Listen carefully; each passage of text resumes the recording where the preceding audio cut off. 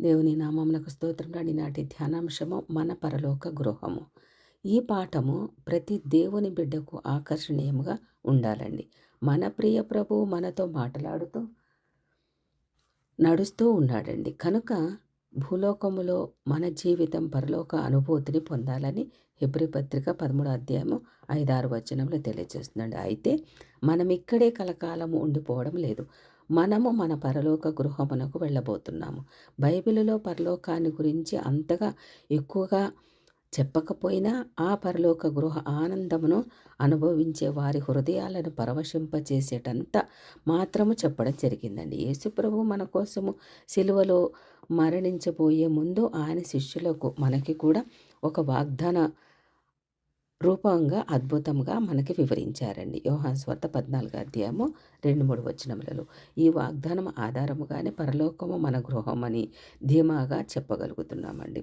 పరలోకము అనే అంశమును గూర్చి ధ్యానంతో ప్రతి క్రైస్తవుడికి సాయం చేసి ప్రోత్సహించడానికి 3 కారణాలు ఉన్నాయండి. మొదటిగా మనం తప్పక పరలోకానికి వెళ్తాం.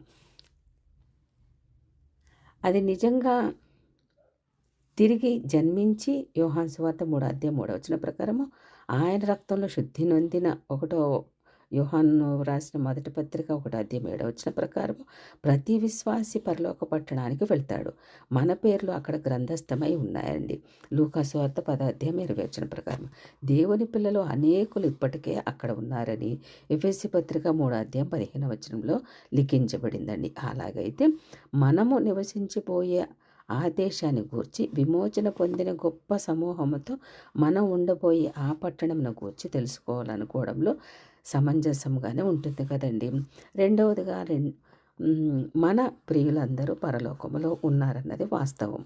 పరలోకం అనే పేరెత్తగానే ఇంతకు ముందే వెళ్ళి అక్కడ ఉన్నవారు గుర్తొస్తారు.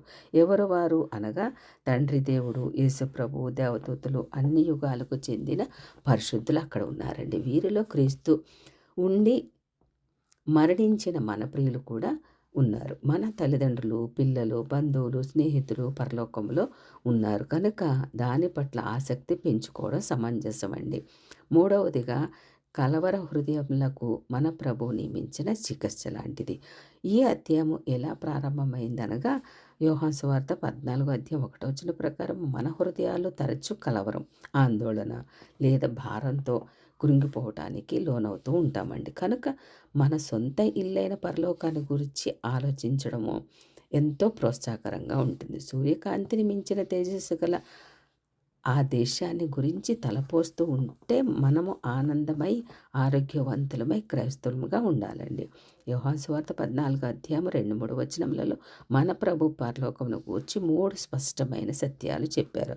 ఏమనగా మొదటిది పరలోకము ఒక స్థలమని. ఢిల్లీ, ముంబై, హైదరాబాద్ నగరాలలాగే పరలోకం కూడా ఒక స్థలం, నరకం కూడా ఒక స్థలం అండి. ప్రకటన గ్రంథం 1వ అధ్యాయం 18వ వచనం ప్రకారం నేను మీకు స్థలం సిద్ధపరచ వెళ్ళుచున్నాను అన్నారు ప్రభు. దానినే ఆయన తండ్రి ఇల్లు అని, ఇందులో అనేక నివాసములు ఉన్నాయని చెప్పారండి. అది నిత్యము నిలిచి ఉండే స్థలం. అవును, పరలోకం వాస్తవం. ఇంతకు పరలోకం ఎక్కడ ఉన్నది అని అనగా అపోస్తుల కార్యములు 1వ అధ్యాయం 9-11 వచనములలో, అపోస్తుల కార్యములు 7వ అధ్యాయము 55 పోల్చి చూడగలిగితే మనకి తెలుస్తుందండి అది ఎలా ఉండే స్థలము అన్నది. అది శాశ్వత ఆనందము, ఆశీర్వాదము ఉన్న స్థలం అండి. పరలోక వైభవం, అందం వర్ణించడమే కాకుండా అక్కడ ఏముంటుందో తెలియజేయడం ద్వారా బైబిల్లో పరలోక వర్ణన నొక్కి చెప్పడం గమనిస్తామండి. పరలోకంలో పాపం ఉండదు. పరలోకం ప్రకటన గ్రంథం 21వ అధ్యాయం 27వ వచనంలో దుఃఖము, మరణము ఉండదండి. ప్రకటన గ్రంథం 21వ అధ్యాయము 4వ వచనం ప్రకారం అక్కడ రాత్రింబగళ్ళు ఉండవు. ప్రకటన గ్రంథం 21వ అధ్యాయం 25వ వచనం సముద్రము ఉండదు. 21వ అధ్యాయం 11వ వచనం కన్నీళ్లు ఉండవు. 7వ అధ్యాయము 17వ వచనం ప్రకారం యుద్ధాలు ఉండవండి. కీర్తన గ్రంథం 46వ అధ్యాయం 9వ వచనం ప్రకారం పాడు చేసేది కానీ, శాపం కానీ, ఆకలి తప్పులు కానీ ఉండవండి. ప్రకటన గ్రంథం 22వ అధ్యాయం 3వ వచనం ప్రకారము. రెండవదిగా అది పవిత్ర సాహచర్యం అనుభవించే స్థలం. అన్నిటికంటే మించి పరలోకంలో ఉండడం అంటే ప్రభుతో ఉండడమే. ఆయన ఇప్పుడు మనతో ఉన్నారు అని మత్తయి సువార్త 28వ అధ్యాయం 20లో తెలియజేశారు. అయితే అప్పుడు మనం ఆయనతో ఉంటాం. కొరింథీయులకు రాసిన 2వ పత్రిక 5వ అధ్యాయం 8వ వచనం ప్రకారం ఆయనే లేకపోతే అది పరలోకమే కాదు. మూడవదిగా మన ప్రియులను తిరిగి కలుసుకునే స్థలం ఇది. క్రైస్తవులు గట్టిగా నమ్మేదండి. ఈ లోకంలో ఉన్న మన సోదరులకు వీడ్కోలు చెప్పమంటే వారిని తిరిగి అక్కడ కలుసుకుంటాం. మనము వాళ్ళని చూడడమే కాదు, వాళ్ళను గుర్తుపడతాం కూడా. కొరింథీయులకు రాసిన మొదటి పత్రిక 13వ అధ్యాయం 12వ వచనం ప్రకారము. నాలుగవదిగా అది ఆనందంతో సేవ చేసే స్థలం. ప్రకటన గ్రంథం 22వ అధ్యాయం 3వ వచనంలో మనం చూడగలిగితే అర్థమవుతుంది. ఒక స్త్రీ సమాధి రాయి మీద ఈ మాటలు చిక్కి ఉన్నాయి. ఆమె ఎంత పొరపాటుగా అర్థం చేసుకున్నదో ఈ మాటలు తెలియజేస్తున్నాయండి. నిరంతరం అలసిపోయిన ఒక పేదరాలు ఈమె. ఎవరు సాయం చేయని ఇంటిలో ఆమె నివసించేది. భూమి మీద ఆమె చివరి మాటలు ఏమంటే, ప్రియ స్నేహితులారా, ఉతకడము, ఊడవడము, కుట్టడము లేని స్థలానికి నేను వెళ్తున్నాను. అక్కడ అంతా నేను కోరుకున్నట్టే ఉంటుంది. అక్కడ అన్నమే తినరట. కనుక అంట్లు తోమే అవసరం ఉండదు. స్తోత్ర గీతము నిత్యము బిగ్గరగా ఆలపించే స్థలంలో నాకు స్వరం లేకపోయినా నేను ఉంటాను. అక్కడ మధురంగా పాడగలను, వినగలను. నా కోసం ఇప్పుడు ఏడవద్దు, మరెవ్వరు కూడా ఏడవద్దు, ఇప్పుడు కూడా ఏడవద్దు. నేను మీకు చేయని స్థలానికి సదా ఉండడానికి వెళుతున్నాను. ఎంత గొప్ప మంచిగా రాసింది కదండి. రెండవదిగా పరలోకం సిద్ధపరిచిన స్థలం. నేను మీకు స్థలం సిద్ధపరచ వెళుచున్నానని 2000 సంవత్సరముల నాడే మన రక్షకుడు చెప్పారండి. అదెంత మహిమగల స్థలమో కదా. కొరింథీయులకు రాసిన మొదటి పత్రిక 2వ అధ్యాయం 9లో మనకు పోల్చబడిందండి. మన ప్రభువు చెప్పిన ఈ చిన్న మాటలో మన పట్ల ఆయన ప్రేమ వెల్లడి అవుతుంది. అయోగ్యులమైన మన కోసం ఆయన సిద్ధం చేస్తున్నారు. మనం సదా ఆయనతో ఉండాలని కోరుతున్నారు. యోహాను సువార్త 17వ అధ్యాయం 24వ వచనం ప్రకారం ఆయన సదా ఉండే స్థలాన్ని సిద్ధం చేయడానికి ఆయన ముందే వెళ్ళారండి. తెస్సలోనికీయులకు రాసిన మొదటి పత్రిక 4వ అధ్యాయం 17వ వచనం ప్రకారం చాలా సంవత్సరముల క్రిందట తన కుటుంబ రక్షణ కోసం ఓడను నిర్మించుకోమని దేవుడు నోవహుతో చెప్పారు కదండి. అది మనందరికీ తెలిసినదే. ఆదికాండం 6వ అధ్యాయంలో, హెబ్రీ పత్రిక 11వ అధ్యాయం 7వ వచనంలో కూడా తనకు లోబడని సేవకుడు యోనా కోసం దేవుడు ఒక పెద్ద చేపను సిద్ధం చేశారు. యోనా గ్రంథం 1వ అధ్యాయం 17వ వచనం ప్రకారం మరొక స్థలం కూడా ఆయన సిద్ధపరిచారు. ఇది ఎంత గంభీరమైన విషయమో కదా. మత్తయి సువార్త 25వ అధ్యాయం 41లో మనం చూడగలుగుతామండి. నిజమైన ప్రతి విశ్వాసి కోసం సిద్ధపరిచిన స్థలం పరలోకం. రక్షణ పొందని వారి కోసం సిద్ధపరిచిన స్థలం నరకం.